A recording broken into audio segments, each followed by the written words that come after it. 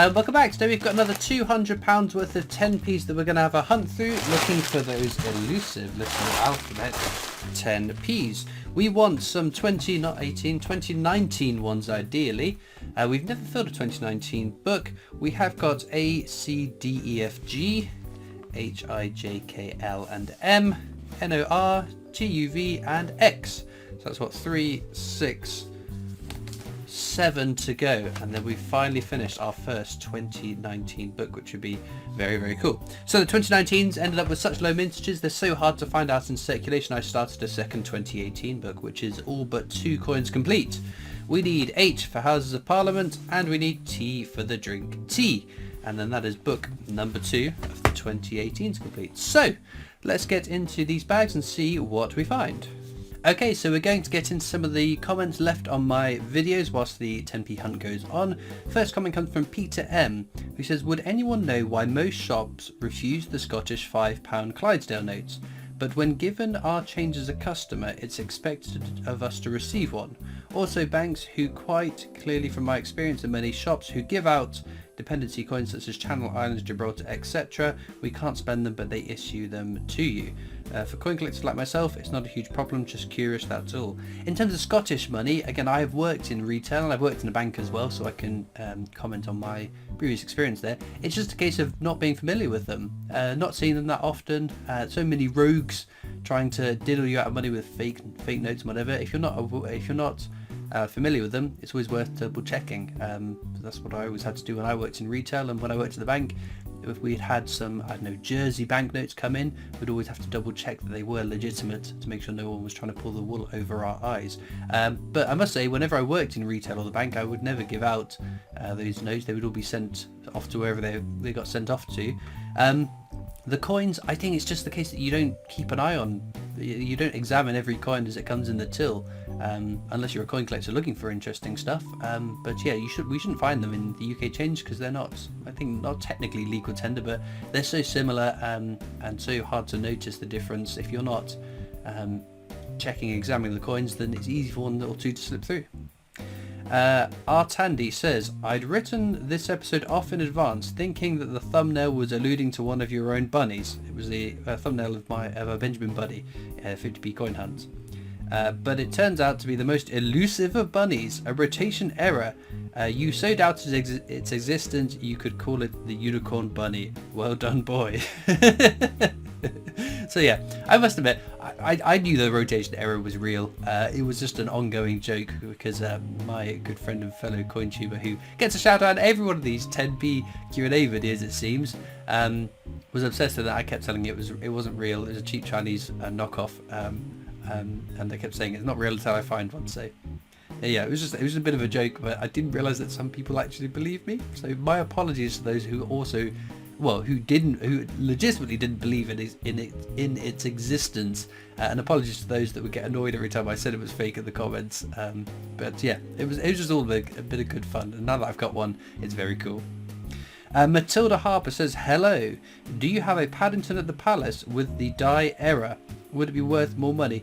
It depends what you mean by the die error. There is cud ones, so that it looks like a little crisp packet on the floor outside Buckingham Palace. Those kind of cud errors, they're not really worth an awful lot unless it's a really prominent splodge. A die error, I've not heard of any other die errors, rotations or whatever on those coins, but I do generally pick through all my 50p's checking for rotations just in case, because I think it'd be really cool to be the first one to find a new rotation error or something. Norm says, there is no love for our penny here in the US. There is a movement to get rid of it, but there is a reason it sticks around. The owner of the zinc mines has made generous campaign contributions to congressmen. I'm sure was it a CGP Grey video that I watched about the penny and why they should be gotten rid of, because it costs more money to produce it than it's worth, and the time that no one spends pennies, or if you do spend pennies, you take up a lot of time spending pennies at tills and whatever. So I thought it was a case that one of the people that owns it's either, I think it's the Blank Production company, or the person the company that makes the metal, was on a big select committee or whatever it is over in the United States to determine whether the penny should continue or not, and so he obviously had a vested interest in making sure it continued. But That might be the case. I can't remember exactly. It was a long time ago I watched that video. Pixel Graphica says 1 cent is usually called a penny or 1 penny. If you have a handful of pennies, then you have cents, as in 37 cents or 11 cents. Yeah, it's bizarre. I get this all the time with the world coins, or even with UK coins. There will be someone who pronounces or refers to a coin or a denomination in a specific way. The one that I always get is halfpenny. So no one calls it halfpenny. It's a halfpenny. It's not a halfpenny. It's an penny. It's not an penny. It's an a penny or whatever. So I think it's just the case that we all live different parts of the world. We all have different ways of pronouncing things. I think as long as I'm not calling it a frog, I think I'm okay. But yeah, it's interesting to see what other countries call their coins. It'd be interesting to know why the United States you call them pennies rather than cents, or a penny rather than a cent. Bizarre. Penny Collector says, if the Royal Mint if the Royal Mint don't do the Beatles, I will start a revolution. It is a bit like the most obvious, well, one of the most obvious music legends that hasn't happened yet. There is a whole bunch of different bands and musicians that be determined as British legends, and to me, the Beatles is quite an obvious one to not have already been done. So maybe there's issues with licensing and whatever under the radar that we're not privy to. I still think that we need a female artist on the music legends. It's been a bit of a male based set so far, and I think a bit of female representation would be great. Tootsie says, although I do have a girlfriend, I recently started collecting 50p pieces.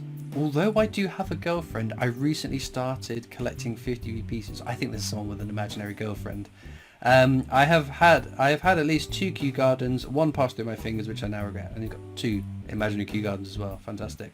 Jermaine says, my beautiful wife brought a Pride 50p home for me 4 days ago. Very nice. Then I found 2 more yesterday. Just my King Charles 50p now. Very good. So yeah, I mean, kudos to your wife. I'm sure she's bought herself some brownie points, providing you with a coin that you needed. Yeah, I haven't come across any of the King Charles 50p's yet. I did get a few of them in my change at the Royal Mint, but obviously they can't go in my 50p coin books because it's not from a coin hunt. But I gave some to my family and one to one of the ladies that works in my bank who also collects coins. I thought I'd help her out. She hadn't had one yet. So yeah, that's all you can do is help out the people around you, I guess.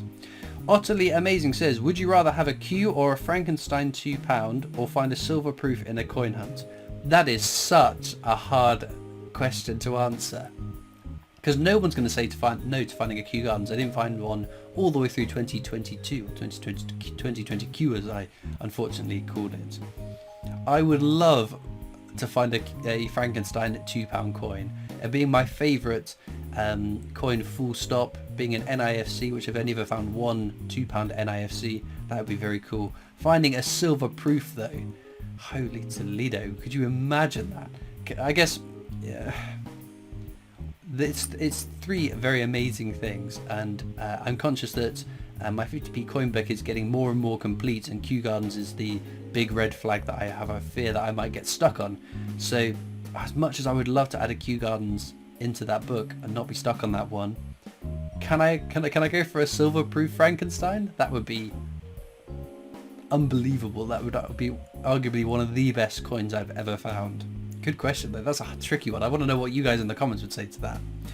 Dan Fowler says, finally, now I can stop screaming at the screen. I was lucky enough to find one about 6 months ago, and every time you said that doesn't exist, it would wind me up. Great find, keep up the good work. I think that's the Benjamin Buddy rotation error. So yeah, my apologies to you and everyone else, Dan. Oh, here we go. Polly's Animations 6566. It wasn't actually that hard to read. I just couldn't figure out where the breaks were. I'm not sure if anyone else noticed this, but Christopher picked up a shield and put it in the Britannia pile at this particular time.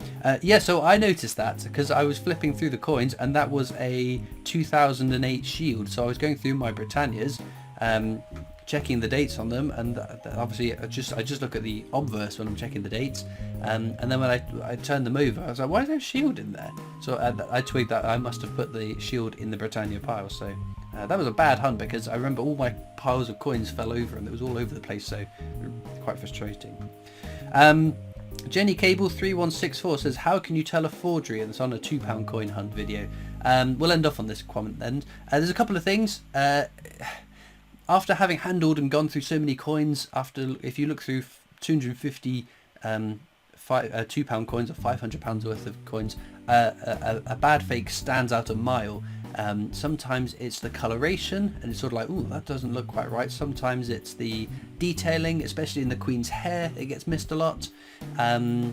Sometimes I can't think. Sometimes it's just a rotation error, and and the fact that it's a rotation error makes me think, oh, have another glance at that. Oh no, it's a fake one. But yeah, and the other thing is the sound of it. If you clink coins together, they've got a very specific sound. So a fake coin will generally have a bit of a different sound, and that will set itself apart from genuine coins. So that's another way of telling if it's a forgery. If you're in doubt, send a picture to someone knowledgeable. I've looked at plenty of pictures people have sent me of coins asking whether they're fake or not, and generally speaking I can say immediately whether I think it looks fake or not. But there are lots of different ways you can tell a fake, and just got to keep your eye out, because there seem to be lots of fake £2 coins out there. With that being said then, let's get back to the coins. Well, our finds for the day then. One Gibraltarian partridge is quite a modern one, so I think the design is a little bit different. 2020, very, very cool. And then a couple of world coins. This one I think is Lebanon. Oh yeah, Liban, I didn't spot that. 500 livres from the year 2000. It was the tree that gave it away to me that could be a Lebanese. And then a Belgian 5 franc from, when's that, 73. So bizarre stuff. Very cool to find a mixture of things, if not an alphabet 10p, but they are so hard to find and scarce. But fingers crossed, maybe next time we'll find some alphabet 10p's. But let me know in the comments what's your favourite coin from today's video. As usual, there are links in the description to my coin collecting Discord server, my Facebook, Instagram, Twitter, TikTok, the PO box address you can write into, and of course the Britannia Coin Company, who I work for, making videos for them, so please do check those out. All it leaves me to do now though is thank you so much for watching. I hope you've enjoyed, and I'll see you next time for more coins. Bye!